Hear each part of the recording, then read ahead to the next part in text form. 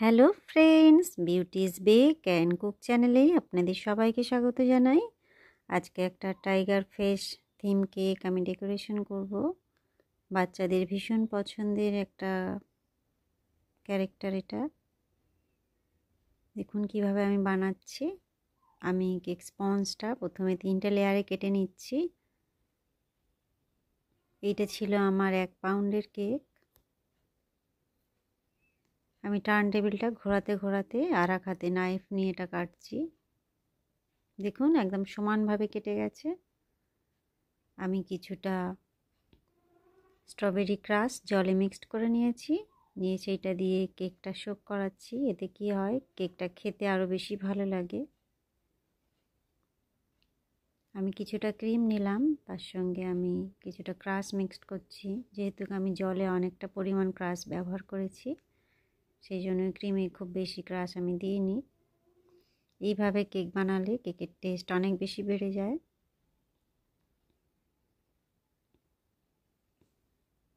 কিংবা কেক বানানোর সময় স্পঞ্জ বেক করার সময় একটু ইমালশন ব্যবহার করলেও কেকটা খেতে ভালো লাগে।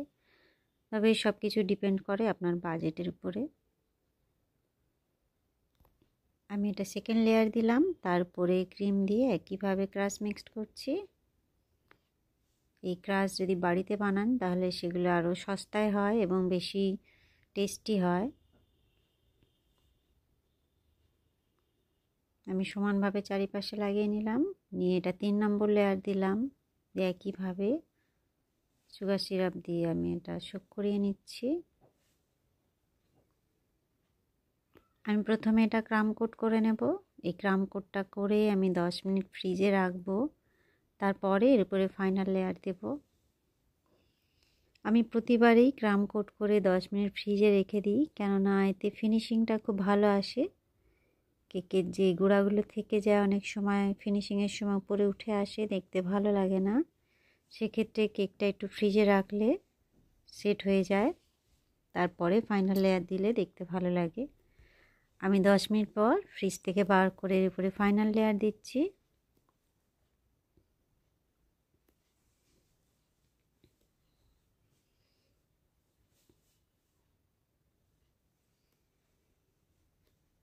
যারা নতুন আছেন তাদের জন্য বলবো, যদি প্যালেট নাইফের সাহায্যে ক্রিম দিতে অসুবিধা হয় তাহলে পাইপিং ব্যাগের সাহায্যে করতে পারেন, তাতে সুবিধা হবে বেশি। ফিনিশিংয়ের কাজটা একটু টাইম নিয়েই করতে হবে, বেশি তাড়াহুড়ো করলে হবে না, ধীরে সুস্থে করতে হবে।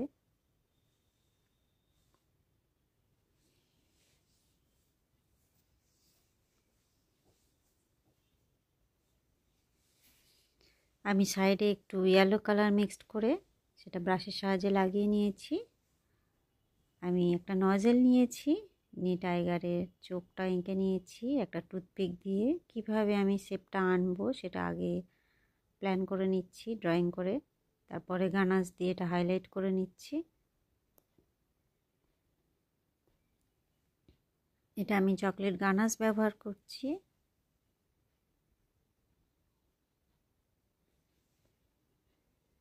একটা চোখ খোলা, একটা চোখ বন্ধ।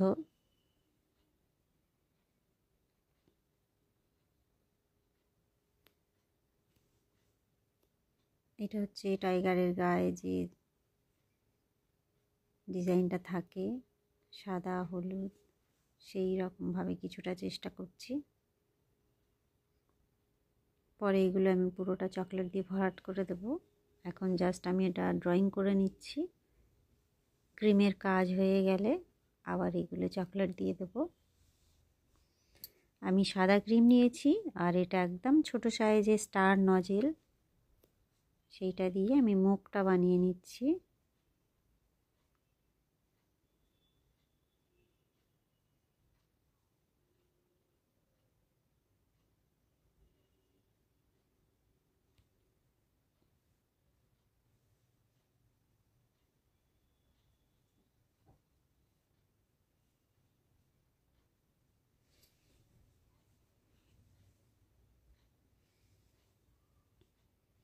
আমি উপরের পার্টটা অরেঞ্জ কালার দিচ্ছি। আমি এখানে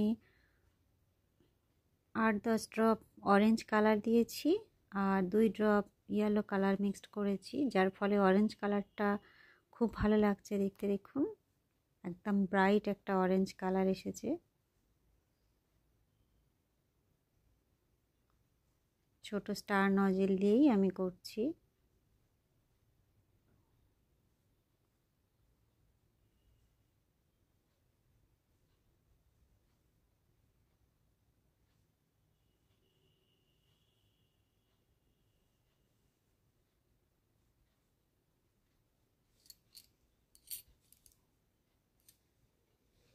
পুরো কেকটা আমি ধীরে ধীরে ভরাট করে নিলাম।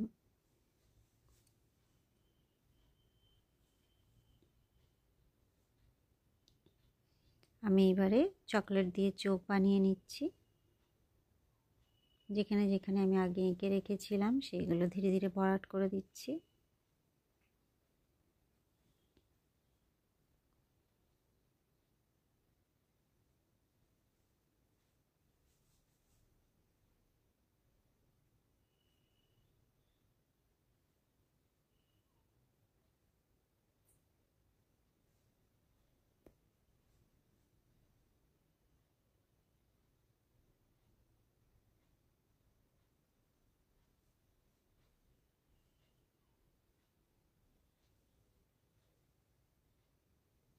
আমি এবারে দুটো কান বানিয়েছি, এটা কার্ডবোর্ড কেটে বানিয়েছি।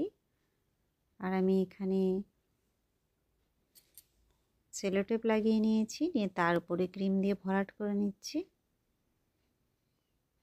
দুটোই একইভাবে রেডি করে নিচ্ছি। একটা টুথপিকও আমি লাগিয়ে নিয়েছি, কান দুটো আমি মাথার দিকটায় বসিয়ে দেব, এমনিতে তো করা যাবে না, তাই এইভাবে করতে হলো। তারপরে বোর্ডটা আমার ছোট আছে, বোর্ড মানে বেস যেটা, সেই কারণেই একটু উঁচু করে দিলাম আমি। আর নাকের ভেতরে এটা হচ্ছে রেড জেল কালার দিচ্ছি, সরি এটা রেড জেল দিচ্ছি, জেলের সঙ্গে আমি রেড কালার মিক্সড করেছি। নামটা লিখে নিচ্ছি আমি এখানে গানাশ দিয়ে, পাইপিং ব্যাগ দিয়েই করছি, এতে কোনো নজেল নেই।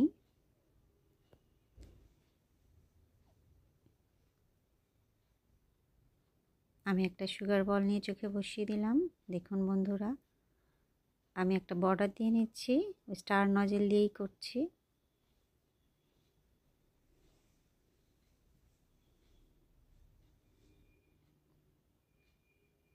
কেকটা আমার কমপ্লিট। কেমন লাগছে দেখুন, ভালো লাগলে অবশ্যই একটা লাইক করবেন, চ্যানেলটা সাবস্ক্রাইব করে রাখবেন। আরও বিভিন্ন ধরনের বাচ্চাদের থিম কেক আমার চ্যানেলে আছে, পারলে সেগুলো দেখেও আপনারা অনেক কিছু শিখতে পারেন। দেখা হবে নেক্সট ভিডিওয়, সবাই ভালো থাকবেন, বাই বাই।